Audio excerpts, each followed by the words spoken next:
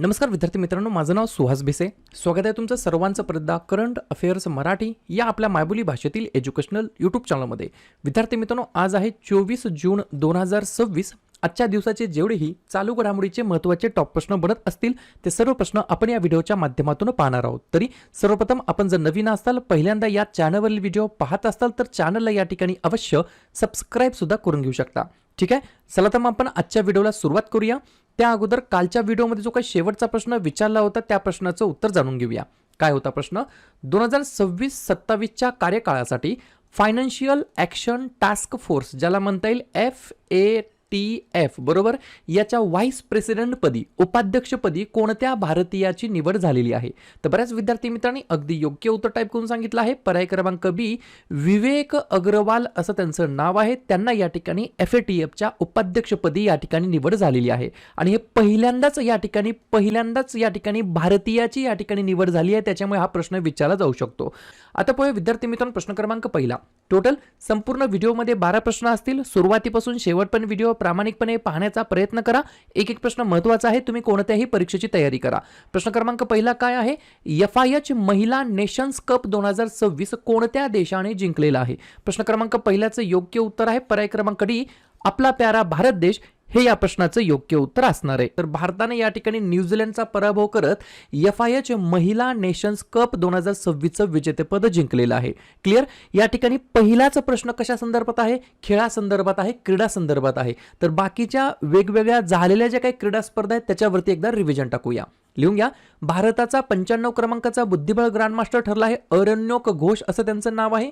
Thomas cup 2026 पुरुषांचं या ठिकाणी विजेतेपद जिंकलं आहे चीनने. उबर कप 2026 महिलांचं विजेतेपद जिंकलं आहे दक्षिण कोरियाने. नॉर्वे चेस 2026चं विजेतेपद प्रज्ञानंदा यांनी जिंकलं. फ्रेंच ओपन 2026 पुरुष एकेरीचं विजेतेपद अलेक्झांडर ज्वेरेव या खेळाडूने जिंकलं. तर फ्रेंच ओपन 2026 महिला एकेरीचं विजेतेपद मीरा आंद्रिवा यांनी जिंकलं. अंडर 18 पुरुष आशिया कप 2026 हॉकीचा जो काही या ठिकाणी आशिया कप झाला त्याचं विजेतेपद भारताने जिंकलं. पहिली जागतिक योगासन चॅम्पियनशिप 2026 मध्ये अव्वल स्थानी भारत. सॅफ महिला चॅम्पियनशिप 2026 भारताने जिंकली आणि FIH महिला नेशन्स कप 2026 भारताने जिंकलेली आहे. पुढचा प्रश्न, प्रश्न क्रमांक दुसरा. हा माझा मोबाईल नंबर सेव्ह करून ठेवा, 96 730 58 600. लक्षात घ्या, आपली जी काही 6 महिन्याची PDF आहे, किती? 6 महिन्याची PDF, जानेवारीपासून जून 2026 पर्यंत ही 6 महिन्याची PDF आपली 1 जुलै 2026ला आपण या ठिकाणी लॉन्च करणार आहोत.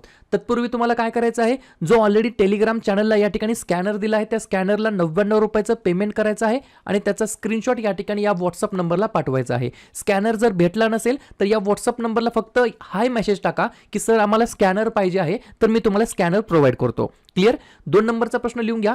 पहिला, ब्रिक्स MSME फोरम 2026 कोणत्या भारतीय शहरामध्ये आयोजित करण्यात आलेला होता? 2 नंबरच्या प्रश्नाचं योग्य उत्तर आहे पर्याय क्रमांक सी, आग्रा. हे या प्रश्नाचं योग्य उत्तर असणार आहे. तर पहिला ब्रिक्स MSME फोरम 2026 आग्रामध्ये या ठिकाणी आयोजित करण्यात आला होता. पुढचा प्रश्न, प्रश्न क्रमांक तिसरा.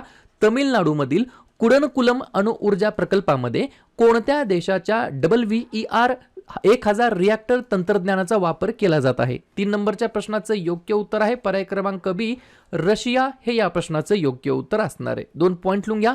रिॲक्टर प्रेशर व्हेसल ही अणुभट्टीची मुख्य दाब सीमा आहे, ज्यामध्ये अणुभट्टीचा गाभा असतो जिथे अणुविखंडन होत असतं. ही गोष्ट मला लक्षात ठेवायची आहे. दाबयुक्त जल अणुभट्टीच्या रचनेमध्ये पात्र अणुभट्टीच्या अंतर्गत भागांना आणि शीतलक परिसंचरण प्रणालींना आधार देत असतात.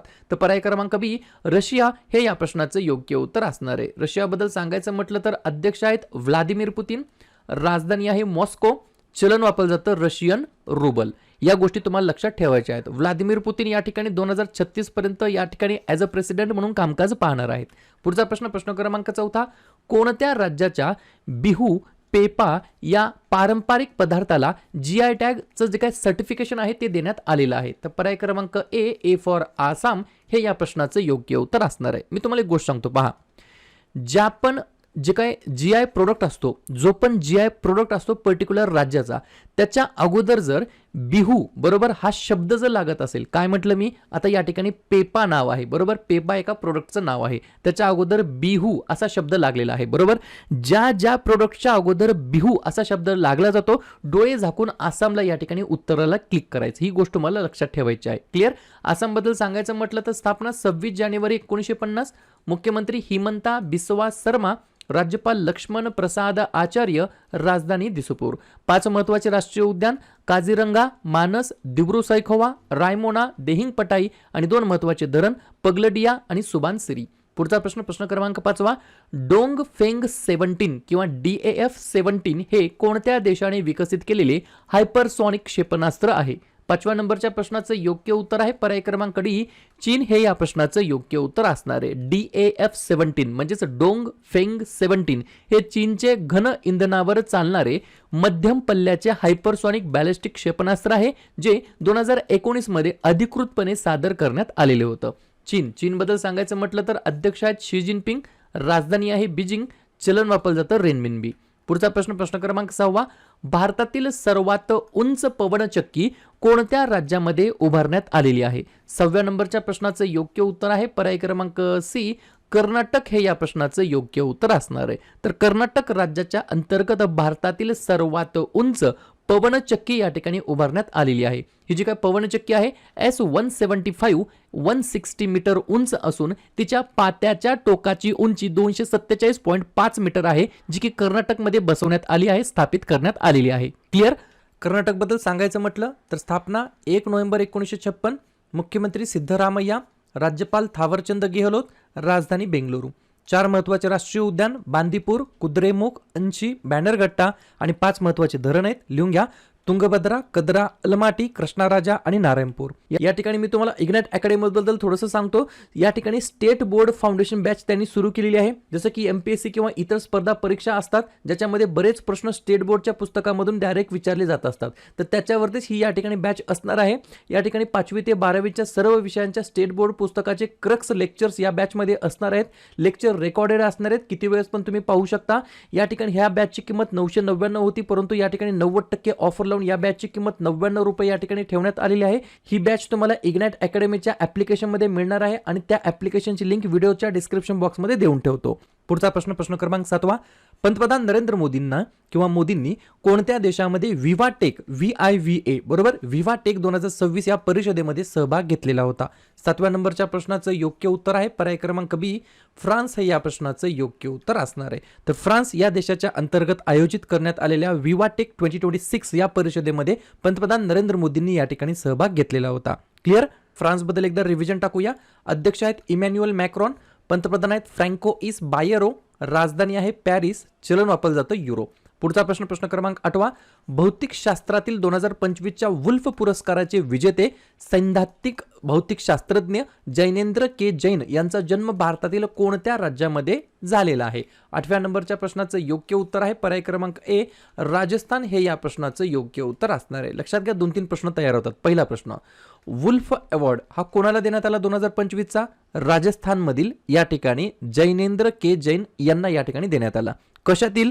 तर या ठिकाणी भौतिक शास्त्रातील 2025च्या वुल्फ पुरस्काराचे त्यांनी विजेतेपद जिंकलेलं आहे आणि त्यांचा जन्म कुठे झाला? राजस्थान राज्याच्या अंतर्गत. स्थापना 30 मार्च 1949, मुख्यमंत्री भजनलाल शर्मा, राज्यपाल हरिभाऊ किसनराव बागडे, राजधानी जयपूर. 3 महत्वाचे राष्ट्रीय उद्यान मुकुंद्रा हिल्स, रणथंबोर, सरिस्का आणि 4 महत्वाचे धरण बिसलपूर, राणा प्रताप, गांधीसागर, जवाहर सागर. पुढचा प्रश्न क्रमांक 9, नुकतीच GI टॅग मान्यता मिळालेली मुंडा ज्वेलरी हे कोणत्या राज्याचे पारंपरिक उत्पादन आहे? बरोबर का नाही? 9व्या प्रश्नाचं योग्य उत्तर आहे पर्याय क्रमांक डी, झारखंड हे या प्रश्नाचं योग्य उत्तर असणार आहे. तर झारखंड या राज्यातील हे प्रोडक्ट आहे मुंडा ज्वेलरी नावाचं, त्याला या ठिकाणी काय करण्यात आलं आहे? GI सर्टिफिकेशन देण्यात आलेलं आहे. जाता जाता झारखंड बद्दल देखील रिव्हिजन टाकून जाऊया. स्थापना 15 नोव्हेंबर 2000 साली, मुख्यमंत्री हेमंत सोरेन, राज्यपाल संतोष कुमार गंगवार, राजधानी रांची. 3 महत्वाचे राष्ट्रीय उद्यान बेटला, हजारीबाग, डालमा आणि 3 महत्वाचे धरण मॅथॉन, चंदिल, पंचेट. पुढचा प्रश्न क्रमांक 10, कोणत्या केंद्रशासित प्रदेशाच्या नायब राज्यपालांनी ओळखल्या गेलेल्या एकदाच वापरल्या जाणाऱ्या प्लास्टिक वस्तू आणि कचरा टाकण्यावरती बंदी घालणारा जो काही आदेश आहे तो जारी केलेला आहे?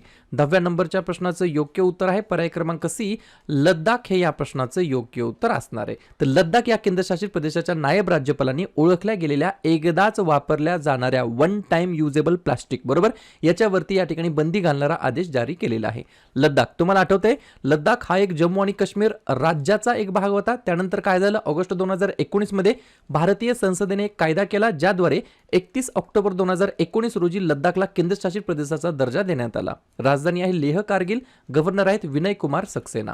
पुढचा प्रश्न, जून 2026 मध्ये भारताचे सॉलिसिटर जनरल म्हणून अतिरिक्त 3 वर्षांच्या कार्यकाळासाठी कोणाची पुनर्नियुक्ती करण्यात आलेली आहे, रिअपॉइंटमेंट करण्यात आलेली आहे? तर पर्याय क्रमांक बी, तुषार मेहता असं त्यांचं नाव आहे. जाता जाता काय करूया, एकदा झालेल्या नवनवीन जे काय अपॉइंटमेंट्स आहेत, नियुक्त आहेत त्याच्यावरती चर्चा करून जाऊया. नौदलाचे 48वे उपनौदल प्रमुख बनले आहेत व्हाईस ॲडमिरल अजय कोचर. DRDOचे नवीन अध्यक्ष बनलेत राजेश कुमार सिंग. मुंबई उच्च न्यायालयाच्या मुख्य न्यायाधीशपदी रवींद्र घुगे.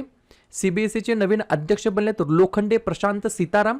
81 क्रमांकाच्या UN महासभेचे अध्यक्ष बनलेत खलीलुल रहमान. जागतिक बँकेच्या कार्यकारी संचालकपदी नीलकंठ मिश्रा. हवाई दलाचे उपप्रमुख बनले आहेत 1 जुलैपासून आशुतोष दीक्षित. भारतीय विद्याभवनाचे अध्यक्ष बनले आहेत बनवारीलाल पुरोहित. आंतरराष्ट्रीय सागरी कायदा न्यायाधिकरणाचे न्यायाधीश बनले आहेत Bimal N Patel. Financial action task force FATFच्या उपाध्यक्षपदी विवेक अग्रवालजी. राष्ट्रीय अन्वेषण संस्था महानिरीक्षक बनले सुंदरराज पट्टीलिंगम. आणि भारताचे सॉलिसिटर जनरल म्हणून रिअपॉइंटमेंट करण्यात आली आहे तुषार मेहता यांची. शेवटचा प्रश्न, चीनमधील शांगू या ठिकाणी झालेल्या आशियाई रिले चॅम्पियनशिप 2026 मध्ये भारतीय महिलांच्या 4x100 मीटर रिले संघाने कोणते पदक जिंकलेलं आहे? तर आपल्या संघाने या ठिकाणी गोल्ड मेडल, सुवर्ण पदक या ठिकाणी पटकावलेला. ही गोष्ट मला लक्षात ठेवायची आहे. एक्झामच्या दृष्टिकोनातून जे काही गोल्ड मेडल असतात ते खास करून या ठिकाणी महत्त्वाचे ठरत असतात. क्लिअर? तर अशा प्रकारे विद्यार्थी मित्रांनो हे होतात 12 प्रश्न. उपक्रम कंटेंट हा जो काही प्रयत्न आपण सुरू केला आहे मराठी भाषेमध्ये कसा वाटतो अवश्य कमेंट करत चला. आणि तुमच्यासाठीचा आजचा खास प्रश्न, प्रसिद्ध खान क्वेस्ट लष्करी सराव कोणत्या देशामध्ये आयोजित करण्यात आला होता? मंगोलिया, भारत, ऑस्ट्रेलिया की फ्रान्स? तर ज्या पण विद्यार्थ्यांनी या प्रश्नाचं योग्य उत्तर येत असेल त्या प्रश्नाचं उत्तर तुम्ही कमेंट बॉक्समध्ये देण्याचा प्रयत्न करा. प्रश्नाचं उत्तर चुकू द्या, बरोबर येऊ द्या, काहीच हरकत नाही. ट्राय करणं, प्रयत्न करणं सर्वात जास्त महत्त्वाचं आहे. आणि दुसऱ्या दिवशी येऊन आपण दिलेल्या प्रश्नाचं उत्तर हे बरोबर आले की चुकलं हे दुसऱ्या दिवशी येऊन नेहमी चेक करणं, अभ्यासामध्ये कन्सिस्टन्सी मेंटेन ठेवणं हे सगळ्यात जास्त महत्त्वाचं ठरणार आहे. तर लगेच काय करूया, जून महिन्यातील जेवढेही महत्त्वाचे दिवस असतील त्याच्यावरती आपण एकदा रिव्हिजन टाकूया. लिहून घ्या. 1 जून जागतिक दूध दिवस. 2 जून आंतरराष्ट्रीय लैंगिक कामगार दिवस आणि तेलंगणा राज्य निर्मिती दिवस. 3 जून जागतिक सायकल दिवस. 5 जून जागतिक पर्यावरण दिवस. 7 जून जागतिक अन्न सुरक्षा दिवस. 8 जून जागतिक ब्रेन ट्यूमर दिवस आणि जागतिक महासागर दिवस. 12 जून जागतिक बालमजुरी विरुद्ध दिवस. 14 जून जागतिक रक्तदाता दिवस. 15 जून जागतिक पवन दिवस. 20 जून जागतिक निर्वासित दिवस. 21 जून जागतिक संगीत दिवस. जागतिक जलविज्ञान दिवस आणि आंतरराष्ट्रीय योग दिवस. त्यानंतर 23 जून आंतरराष्ट्रीय ऑलिम्पिक दिवस आणि आंतरराष्ट्रीय विधवा दिवस. त्यानंतर 26 जून अंमली पदार्थांचे सेवन आणि अवैध तस्करी विरुद्ध आंतरराष्ट्रीय दिवस आणि 30 जून जागतिक लघुग्रह दिवस. क्लिअर?